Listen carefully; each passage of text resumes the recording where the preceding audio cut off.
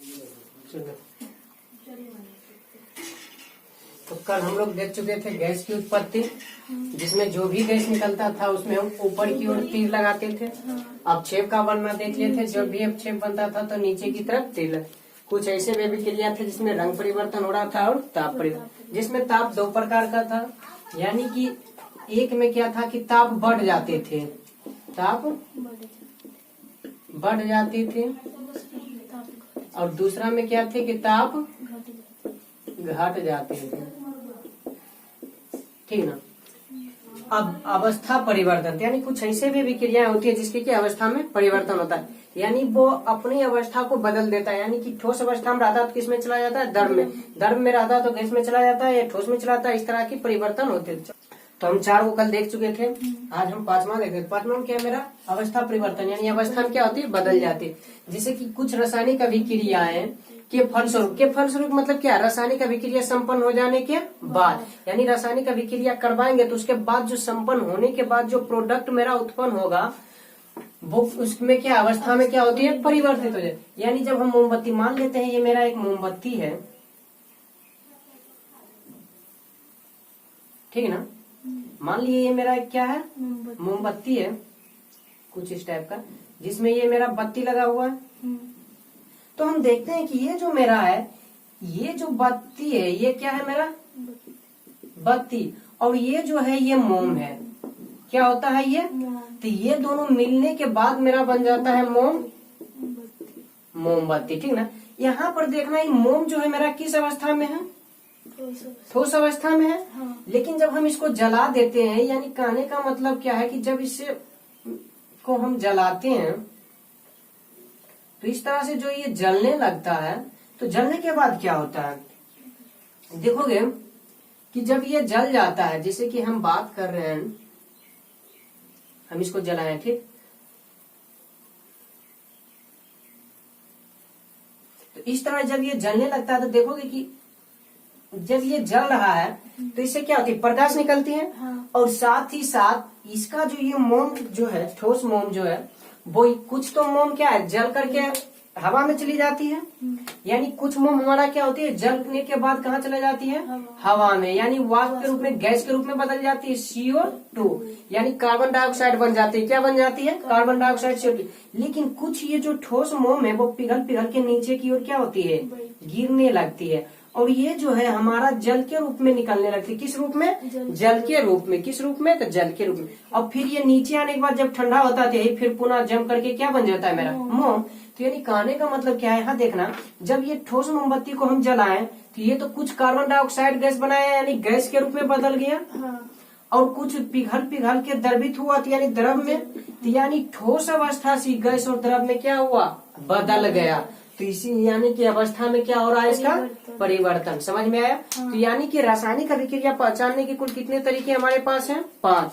या तो गैस का उत्पत्ति हो रहा है तो कहेंगे रासायनिक अभिक्रिया है, अब छेप बन रहा है तो कहेंगे रासायनिक अभिक्रियाएं हैं, अगर जो हमारा रंग में परिवर्तन आ रहा है तो कहेंगे रासायनिक अभिक्रिया, ताप में परिवर्तन आ रहा तो रासायनिक अभिक्रिया, या अवस्था में भी परिवर्तन आ रहा तो अभिक्रिया। अब यहाँ कुछ व्यक्ति देखो ये भी प्रश्न कर सकता है कि अवस्था में परिवर्तन आ रहा, ठीक है, यहाँ से जला तो गैस बन गया, ये अवस्था का परिवर्तन है, द्रव बनाई भी अवस्था में परिवर्तन है। लेकिन जब ये जमा हो जाता है, यानी नीचे ठंडा हो जाती है, तो पुनः हमारा क्या बन जाता है, मोम ही तो बन जाता है, और ये मोम फिर किस आकार में आ जाता है, ठोस की ही आकार में। तो फिर ये कैसे हो रहा था, देखो होता क्या है, जब ये जल करके कार्बन डाइऑक्साइड बन गया, क्या बन गया, कार्बन डाइऑक्साइड, या उस समय वो द्रव में आ गया H2O, यानी जल के रूप में आ गया, तब वो रासायनिक परिवर्तन था। क्या था, रासायनिक परिवर्तन। रासायनिक परिवर्तन, रासायनिक अभिक्रिया हो रही थी। लेकिन जब ये द्रव नीचे आया तो ये क्या, भौतिक अभिक्रिया करने लगी। क्या होने लगा, भौतिक। गर्म किए थे, यानी जलाने का मतलब क्या, गर्म किए, तो गर्म किए तो द्रव में, और फिर जब ये ठंडा होने लगेगा तो संघनन के द्वारा ये जम करके बर्फ आती है, मेरा मोम ही बन जाएगा। क्या बन जाएगा, मोम बन जाएगा। तो यानी मोमबत्ती का जो जलना है वो रासायनिक परिवर्तन है। मोमबत्ती का पिघलना, पिघलना मतलब ये पिघल रहा है, और पिघलने के बाद नीचे आने के बाद फिर संघनन, यानी ठंडा होकर के क्या बन रहा है, बर्फ, सॉरी बर्फ का ये मोम बन रहा है। तो मोम जो बन रहा है मेरा भौतिक परिवर्तन हो रहा है। क्या हो रहा है?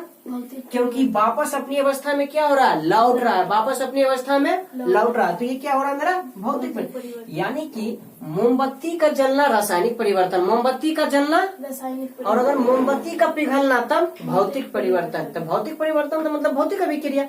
लेकिन अगर ये पूछा जाए कि जलती हुई मोमबत्ती कौन से अभिक्रिया, तब रासायनिक और भौतिक दोनों। क्योंकि जलती हुई मोमबत्ती में क्या है, मोमबत्ती जलेगा भी और साथ में पिघलेगा भी। लेकिन अगर मोमबत्ती का जलना हम कहते तो इसका मतलब हम पिघलना का बात नहीं कर रहे, केवल उसका जलना का। तो केवल जलने में या तो गैस बनेगा या कार्बन जल बनेगा, यानी द्रव बनेगा, तो रासायनिक परिवर्तन। अब मोमबत्ती का पिघलना मतलब जलने का, हम जानते हैं वो जल रहा है तभी पिघलेगा, लेकिन हम जलने का बात नहीं कर रहे, केवल उसका पिघलने का बात कर रहे हैं। अब जैसे कि मान लीजिए हम किसी गर्म पानी में ही मोमबत्ती को रख देंगे तो भी तो पिघलेगा ना। तो ये केवल हम पिघलना का बात करें तो हो जाएगा मेरा भौतिक परिवर्तन। अब मोमबत्ती, जलती हुई मोमबत्ती, तो जलती हुई में तो जल रहा है तो साथ में पिघलेगा भी, की हो जाएगा रासायनिक और भौतिक दोनों। समझ में? यानी पूछा जाए कि जलती हुई मोमबत्ती कौन सा अभिक्रिया है, तो रासायनिक अभिक्रिया। कौन सा परिवर्तन है, तो रासायनिक परिवर्तन। अब पूछे पिघल मोमबत्ती का पिघलना, तो रासायनिक भौतिक अभिक्रिया और भौतिक परिवर्तन, और मोमबत्ती का जलना रासायनिक परिवर्तन, रासायनिक अभिक्रिया। लेकिन जलती हुई मोमबत्ती, क्या जलती हुई मोमबत्ती दोनों काम हो रहा है ना, तो भौतिक और रासायनिक दोनों। क्लियर? चलो अगला हेडिंग दो, अवक्षेप। मेरा अवक्षेप था। चलो देखो,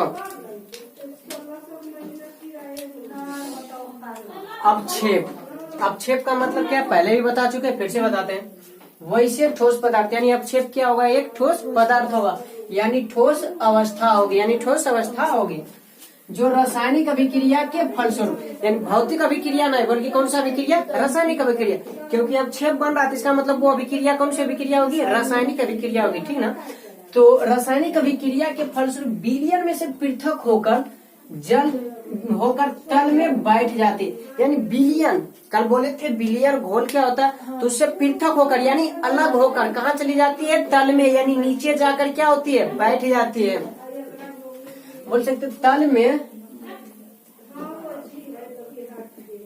नीचे जाकर बैठ जाती है। ठीक है? तल में नीचे जाकर बैठ जाती है, वह अवक्षेप कहलाती है। वो ठोस पदार्थ क्या कहलाता है, अवक्षेप। अब अवक्षेप को हम ये तीर के चिन्ह से क्या करते हैं, दर्शाते हैं, यानी तीर का नीचे चिन्ह की ओर मार देना, इस तरह से ये अवक्षेप को दर्शाता है। क्या चीज दर्शाता है? जैसे यहाँ देख सकते हो, यहाँ देखो तो मेरा सोडियम क्लोराइड है, ये क्या है, सोडियम क्लोराइड, और इसकी अभिक्रिया करवा रहे हैं किसके साथ, सिल्वर नाइट्रेट। तो इससे क्या हो रहा है, ये सिल्वर ये क्लोराइड के साथ अभिक्रिया कर के क्या कर रहा है, सिल्वर क्लोराइड बना, सिल्वर क्लोराइड का अवक्षेप बना रहा है, सिल्वर क्लोराइड का अवक्षेप। क्योंकि ये तीर हमें बता रहा है कि क्या है, अवक्षेप है, जिसका कलर क्या होगा, सफेद होगा, दही के जैसा। और साथ में ये सोडियम मेरा नाइट्रेट के साथ अभिक्रिया करके सोडियम नाइट्रेट बना रहा। साथ में दूसरा देखते हैं तो बेरियम क्लोराइड से तनु सल्फ्यूरिक अम्ल कैसा होगा, तनु होगा, यानी तनी मनी, यानी हल्का होगा, यानी कि तनु सल्फ्यूरिक अम्ल के साथ जब अभिक्रिया करेगा तो ये बेरियम ये सल्फेट के साथ अभिक्रिया करके बेरियम सल्फेट का अवक्षेप बनाएगा। बेरियम सल्फेट का अवक्षेप किससे पता चल रहा, किस तीर से, बेरियम सल्फेट का क्या बनाएगा, अवक्षेप बनाएगा। और ये अवक्षेप कैसा होगा, सफेद होगा, और साथ में ये हाइड्रोजन क्लोरीन से विक्रिया करके हाइड्रोक्लोरिक अम्ल का निर्माण कर देगा। ठीक, अगला हम देखे थे, ये तो मेरा था अवक्षेप का बनना में से। अगला था क्या चीज, ताप में परिवर्तन। ताप में परिवर्तन दो प्रकार का हो रहा था, एक में ताप निकल रही थी यानी उत्पन्न हो रही थी, दूसरा में ताप अवशोषण कर रहे थे। तो जिसमें उत्पन्न होगा उसको उष्मा क्षेपी कहेंगे, और जिसमें अवशोषण होगा उसको उष्मा शोषी कहेंगे। तो देखो इसको हम क्या कह सकते हैं, इस तरह से कह सकते हैं कि जब रासायनिक अभिक्रिया, यानी अभिक्रिया तो रासायनिक ही रहेगी, तो रासायनिक अभिक्रिया के फलस्वरूप उष्मा उत्पन्न होती है। उष्मा क्या होती है, उत्पन्न होती है, या हम ये कह सकते हैं उष्मा का निर्माण होती है। उष्मा का निर्माण, हम ये भी कह सकते हैं उष्मा का निर्माण या उष्मा का उत्पन्न होती है।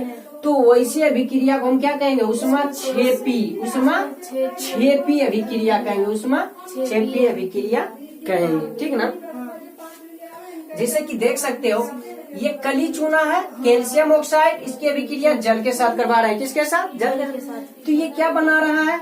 Calcium hydroxide. क्या बना रहा है? Calcium hydroxide. और साथ में उष्मा उत्पन्न हो रही। क्या हो रही है? उष्मा उत्पन्न हो रही। ठीक है, अब देखो उष्मा छेपी अभिक्रिया जो, अच्छा उष्मा छेपी का मतलब क्या है? जैसे मान लीजिए कहीं पे घास है, घास बढ़ जाता है तो हम उसको क्या करते हैं? छेप काट लेते हैं, जिसको हम छेपना भी बोलते हैं। तो यानी कहने का मतलब क्या है? घास उत्पन्न हो रही है तो हम उसे काट रहे हैं तो वो उष्मा तो छेप रहे हैं उसको। तो यहाँ पर उष्मा उत्पन्न हो रही है तो उष्मा छेपी। समझ में आया ना? तो उष्मा छेपी अभिक्रिया में क्या होती है? जिस पात्र में वो अभिक्रिया होती है उस पात्र को जब हम गर्म छूते हैं तो उसमें गर्म, जैसे कि चावल उवल बनता है, हम चावल के पात्र को छू लेते हैं तो उंगली जलने लगता है ना, गर्म महसूस, उसी तरह का। यानी पात्र को स्पर्श करने पे क्या होती है? गर्म महसूस होती है। कैसी महसूस होती है? यानी उंगली जलने लगता है, उंगली में जलन उत्पन्न हो जाएगी। अब देखो उष्मा छेपी अभिक्रिया मिश्रण के ताप को क्या करती है? यानी कि अभिक्रिया जो हम हो रहा है उसके ताप को क्या कर देगी? बढ़ा देगी, बढ़ जाएगा। साथ में क्या? उष्मा छेपी अभिक्रिया की दर को बढ़ा देती है। अब अभिक्रिया की दर का मतलब क्या? मान लो कि कैल्शियम कार्बोनेट, छोड़ो इसको, अभी सोचते हैं कि हम जल और चीनी लिए उसको मिला रहे हैं तो वो जो मिलेगा, जो उसका विलयन शरबत बनेगा वो आधा घंटा बनेगा। कितना देर में? अब हम उसको गर्म कर दे तो उसमें उष्मा उत्पन्न होने लगेगी। तो वो आधे घंटे की जगह कितना 15 मिनट में ही हो जाएगा, 20 मिनट में ही हो जाएगा। तो यानी कि क्या है कि अभिक्रिया की दर को बढ़ा दी, यानी कम समय में तुरंत अभिक्रिया पूर्ण हो गई। समय कम लगा और अभिक्रिया पूरा हो गई। तो ये है कि अभिक्रिया की दर को बढ़ा देगी, यानी अभिक्रिया जल्दी करवा देगी। अभिक्रिया का क्या करवा देगी? जल। अगला मेरा है क्या? उष्मा शोषी अभिक्रिया। उष्मा शोषी अभिक्रिया हम क्या कर सकते हैं कि जब रासायनिक अभिक्रिया के फलस्वरूप उष्मा ग्रहण करती है, या हम ये भी कह सकते हैं कि उष्मा का अवशोषण करती है। उष्मा का अवशोषण करती है, उष्मा का अवशोषण करती है, उष्मा ग्रहण करती है। तो वैसे अभिक्रिया को क्या कह सकते हैं? उष्मा शोषी अभिक्रिया। उष्मा शोषी अभिक्रिया जैसे हम देखते हैं अमोनियम क्लोराइड को जब बेरियम हाइड्रोक्साइड के साथ अभिक्रिया करवाते हैं तो ये क्या करता है? पहले उष्मा ग्रहण कर लेता है। क्या करता है? उष्मा ग्रहण करता है और तब अभिक्रिया होती है। और तब अभिक्रिया होने के बाद बेरियम क्लोराइड अमोनिया और जल का निर्माण करती है। अब ये उष्मा का क्या क्या है? अवशोषण क्या है, यानी ग्रहण क्या है? तो इसके पात्र को जब छुएंगे यानी स्पर्श करेंगे तो क्या होगी? ठंडक महसूस होगी, यानी कनकनी महसूस होगी। क्या होगी? ठंडक महसूस होगी। साथ में उष्मा छेपी अभिक्रिया में क्या होता है? अभिक्रिया के ताप के क्या कर देती है? हटा देती है। और उष्मा छेपी अभिक्रिया की दर को बढ़ा देती है। यानी कहने का मतलब जो शरबत आधा घंटा में बनता वो अगर उष्मा शोषी होगा तो वो कितना चला जाएगा? पौने, यानी जो 30 मिनट में होता है वो 45 मिनट में बनेगा, 50 मिनट में बनेगा। इस समझ में आया है? ठीक, तो देखो इससे मेरा अंतर भी पता चल रहा है। उष्मा छेपी के पात्र को छूने पे क्या महसूस होगी? जबकि उष्मा शोषी के पात्र को में ठंडक। दूसरा, उष्मा छेपी में क्या होती है? उष्मा का निर्माण होता है, जबकि उष्मा शोषी में उष्मा का अवशोषण होता है। ठीक। तीसरा, उष्मा छेपी अभिक्रिया में अभिक्रिया मिश्रण के ताप क्या होती है? बढ़ा देती है, जबकि उष्मा शोषी अभिक्रिया ताप के मिश्रण को घटा देती है। अगला क्या है कि उष्मा छेपी अभिक्रिया की दर को बढ़ा देती है, जबकि अभिक्रिया की दर को घटा देती है। समझ में आया? तो ये मेरा क्या है? ये दोनों में अंतर भी है, जिसको लिख लो। चलो देखो, तो उष्मा छेपी अभिक्रिया तथा उष्मा शोषी अभिक्रिया में अंतर। उष्मा छेपी अभिक्रिया में क्या होती है? उष्मा उत्पन्न होती है। उष्मा क्या होती है? उत्पन्न। उष्मा छेपी अभिक्रिया ऐसे, और ये देखो ये दोनों में एक समानता भी है कि ये भी रासायनिक अभिक्रिया है और ये भी रासायनिक अभिक्रिया। तो ये तो समानता हो गया चूंकि दोनों में। अब अंतर क्या है? अंतर का मतलब क्या? अंतर का मतलब ये है कि दोनों में अलग अलग चीज बातें हो, दोनों में क्या डिफरेंट बातें हो। तो देखो उष्मा छेपी अभिक्रिया में क्या होती है? उष्मा उत्पन्न होती है। जैसे बताए थे एग्जांपल भी कि अगर हम पानी में सर्फ को घोलते हैं तो उससे देखते हैं कि मेरा हाथ गर्म होता है, यानी कि उससे क्या होती है? उष्मा निकलने लगती है। तो ये क्या है? मेरा उष्मा छेपी अभिक्रिया। दूसरी बात हम करते हैं क्या कि अगर जो मान लिया जाए घड़े में हम पानी को रखते हैं, कुछ देर के पश्चात जब घड़ा को छूते हैं तो उससे ठंडक महसूस होती है, तो यानी वो क्या करे? उष्मा का शोषण करे।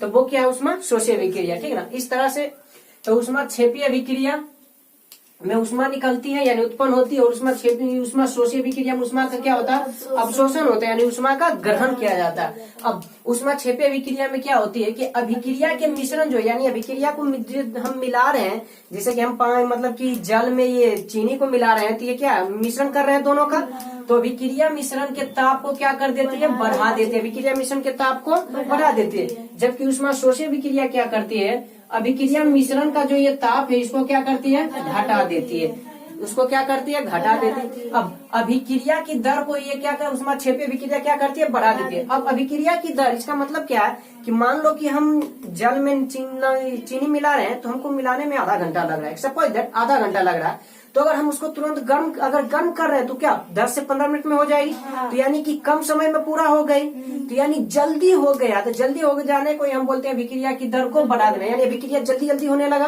तो उसकी दर को क्या हो गया, बढ़ गया। तो यानी कि उष्मा क्षेपी अभिक्रिया में अभिक्रिया की दर बढ़ जाती है, यानी कहने का मतलब क्या है, उष्मा क्षेपी अभिक्रिया में अभिक्रिया जल्दी हो जाएगी, अभिक्रिया जल्दी, जबकि उष्मा शोषी अभिक्रिया में क्या अभिक्रिया की दर को घटा देती है, यानी जो अभिक्रिया आधे घंटे में 30 मिनट में होता है उसको 45 मिनट 50 मिनट लग जाता है, ठीक है। तो यानी अभिक्रिया की दर इसमें क्या होती है, घट जाती है, यानी अभिक्रिया धीरे धीरे यानी देर तक होती है, समझ में आया। तो ये होता है। अगला क्या कि उष्मा क्षेपी अभिक्रिया में जिस पात्र में हम उष्मा क्षेपी अभिक्रिया करवाते हैं, जब उसको स्पर्श करते हैं तो उससे गर्म महसूस होती है, यानी उससे गर्मी निकलती है, यानी कि अगर हम उंगली से छूते तो उंगली मेरा क्या हो जाएगा, जल जाएगा, यानी उंगली में जलन उत्पन्न होगी। तो कहने का मतलब उसमें क्या होती है, गर्मी महसूस होती है। जबकि उष्मा शोषी अभिक्रिया को अगर हम छूते हैं तो उससे क्या हो जाता है, ठंडक महसूस होती है, उसमें क्या होती है, ठंडक महसूस होती है। और एक चीज, उष्मा क्षेपी अभिक्रिया में उष्मा उत्पन्न होती, उष्मा उत्पन्न होती, तो उस उष्मा को हम प्रोडक्ट में दिखाते हैं, क्या चीज में दिखाते हैं, प्रोडक्ट में। लेकिन उष्मा शोषी अभिक्रिया में क्या होती है, उष्मा का ग्रहण करते, चूंकि ग्रहण करेगी तब तो रिएक्शन होगा ना, तो इसका मतलब इसको हम क्या करते हैं, रिएक्टेंट में दिखाते हैं, उष्मा को क्या चीज में दिखाते हैं, रिएक्टेंट में। क्लियर ना। ये उष्मा लिखना भी अनिवार्य है, नहीं भी लिखो तो मतलब लिख भी सकते हैं या नहीं भी लिख सकते हैं, समझ में आया ना।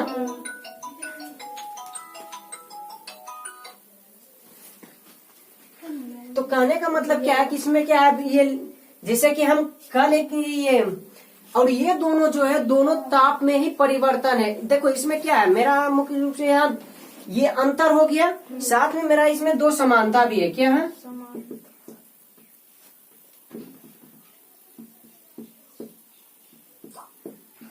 ठीक है ना, दो समानता, यानी हम कह सकते हैं इसमें समांतर भी है। देखो पहला क्या है कि ये दोनों के दोनों मेरा कौन सा अभिक्रिया है, रासायनिक अभिक्रिया। दोनों कहने का मतलब उष्मा क्षेपी और उष्मा शोषी दोनों रासायनिक अभिक्रिया है। दूसरा कि दोनों में क्या है, ताप में परिवर्तन होता है, दोनों ताप में परिवर्तन। अब समझ लो कोई यहाँ पे या ऊपर उठे या नीचे उठे, ये अवस्था तो उसका मतलब ये क्या है, यहाँ पर जो था इससे ऊपर या नीचे जाए, परिवर्तन तो आ रहा है ना। तो वही है, ताप बढ़े या ताप घटे, परिवर्तन तो ताप में आ रहा है। तो दोनों में क्या है, दोनों ताप में परिवर्तन होता है।